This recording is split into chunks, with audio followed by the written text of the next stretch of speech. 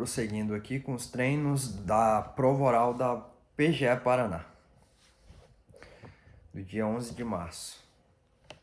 Passo à leitura. Considere a seguinte situação hipotética.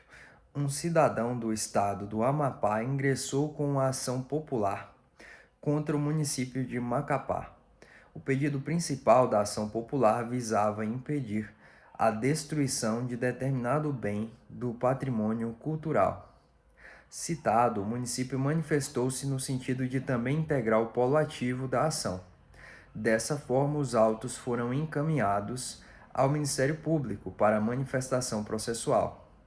Tendo como referência a situação hipotética acima, responda justificadamente aos questionamentos que se seguem. É admissível o ingresso de ação popular para a defesa do patrimônio cultural? É admissível a intervenção móvel da pessoa jurídica na ação popular? Bom, para ambos os questionamentos, a resposta é afirmativa. Quanto ao questionamento de número 1, a própria lei da ação popular e antes a própria Constituição, ao tratar do patrimônio cultural e as suas diversas formas de proteção, como o tombamento, por exemplo, definiu esse regime de proteção, a Constituição, como uma ordem social, como pertencente a uma ordem social. A ação popular, ela prevê ali diversos objetos de proteção. E essa ação popular, a lei específica, faz um intercâmbio entre um microsistema de tutela coletiva e prevê a possibilidade desse patrimônio cultural. Embora não diretamente, mas fazendo parte desse microsistema, existe a possibilidade. Na lei, expressamente consta da proteção do meio ambiente e do patrimônio público em geral, o que deveria abarcar e deve abarcar essa possibilidade. Quanto à admissão da intervenção móvel da pessoa jurídica na ação popular, também há essa possibilidade, por expressa previsão na legislação da ação popular. A doutrina chama isso de migração interpolar, quando o ente público que tem um determinado bem protegido pela lei, seja pela sua lei ou uma proteção de maneira geral, como integrante do macro bem ambiental, ele pode evitar ou não contestar essa ação proposta por determinado cidadão e integrar o polo ativo em defesa desse bem conjuntamente com o cidadão. Uma questão de constitucional um pouco mais longa. Considere a seguinte situação hipotética.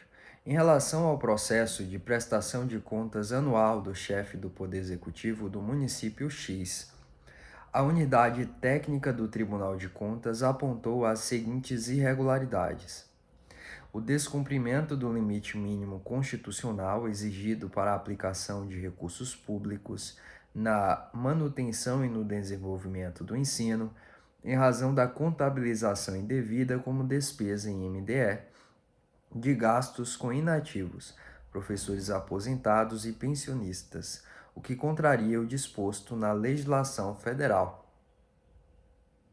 Contratação de escritório de advocacia para promover o cumprimento de sentença judicial já transitada em julgado, que condenou a União a pagar ao ente municipal valores relativos à complementação do Fundo de Manutenção e Desenvolvimento do Ensino Fundamental e de valorização do magistério e do Fundeb, não repassados oportunamente, tendo sido estipulado o pagamento de honorários advocatícios de 20% sobre o valor total da dívida.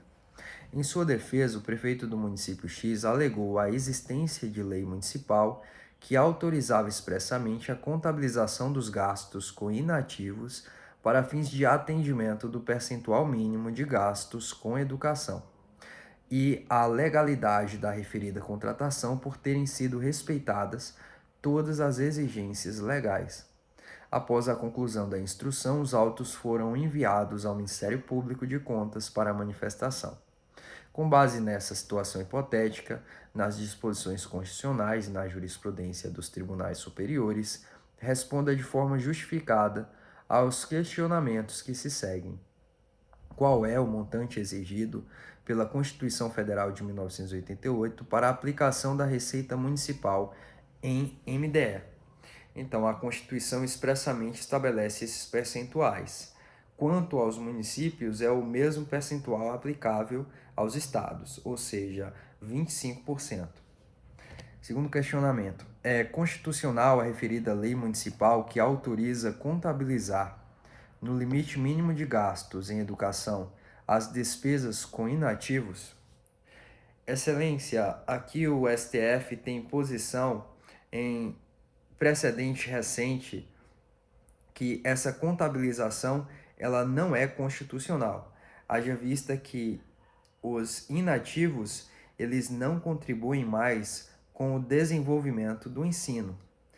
Ademais, há na própria legislação a proibição da utilização do salário educação como meio como recursos para inativos e pensionistas ou com a previdência social, como está constante do próprio texto da Constituição.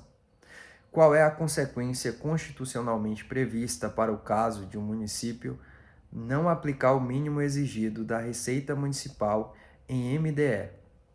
Excelência, a Constituição prevê que nesses casos o município ele pode ser furtado de receber as transferências voluntárias da União ou transferências do Estado. No caso da legislação estadual, também assim prevê. Além disso,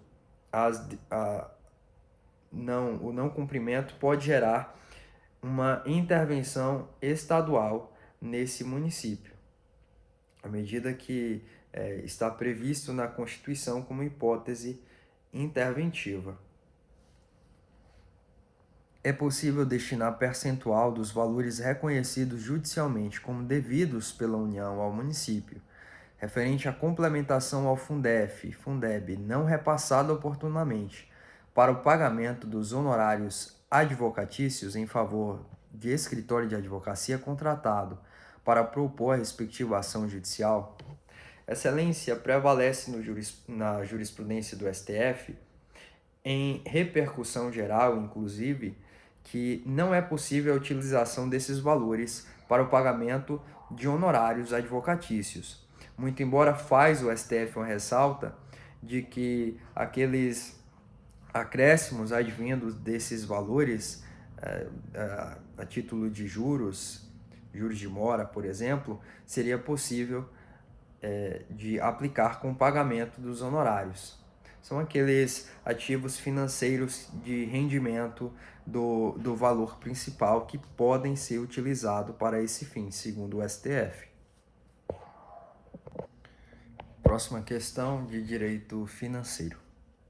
Lei municipal editada em abril de 2022, com vigência imediata, aprovou a concessão de benefício de natureza tributária, da qual decorreu renúncia de receitas não previstas na Lei de Diretrizes Orçamentárias e na Lei Orçamentária Anual, e estabeleceu que a compensação da renúncia, exigida no artigo 14 da LRF, fosse feita por meio do aumento de arrecadação, o qual não consta das previsões de receita calculadas de acordo com as normas técnicas e legais previstas no artigo 12 da LRF. Com base nessa situação hipotética, atenda ao que se pede a seguir. Descreva os requisitos exigidos no artigo 14 da LRF para que seja possível a concessão de benefício de natureza tributária, da qual decorra renúncia de receita. Esclareça de forma justificada, se no caso apresentado, os requisitos exigidos no artigo 14 da LRF foram contemplados na lei municipal editada.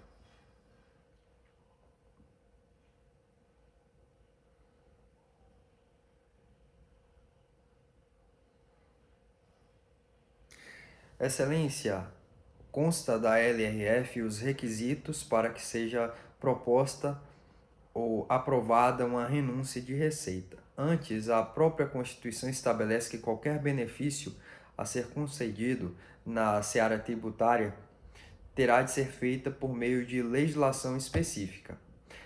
Quanto ao ponto, a LRF estabelece que é necessário que haja a estimativa de impacto orçamentário e financeiro, sendo imprescindível, é também necessário que haja o aumento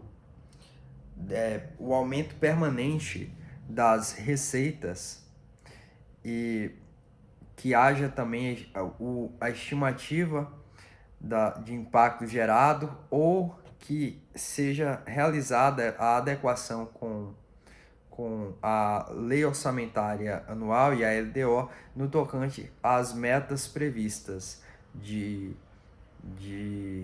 metas fiscais ou a meta de riscos fiscais, o anexo de riscos fiscais. Esclareça de forma justificada se, no caso apresentado, os requisitos foram contemplados. Não foram contemplados, na medida que aqui prevê que essa renúncia de receita não estavam previstas na LDO nem na LOA.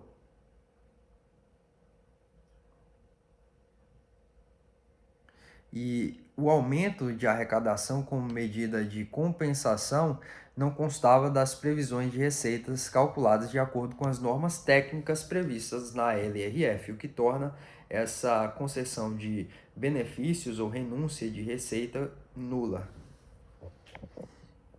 Questão de direito administrativo. Ao apreciar a legalidade do ato de concessão de aposentadoria do servidor municipal Raimundo Silva, o Tribunal de Contas dos Municípios do Estado do Pará determinou a exclusão de rubrica dos proventos do servidor, declarando a inconstitucionalidade da lei que fundamentava a parcela glosada. Ato contínuo demonstrou à administração municipal que cessasse o pagamento, determinou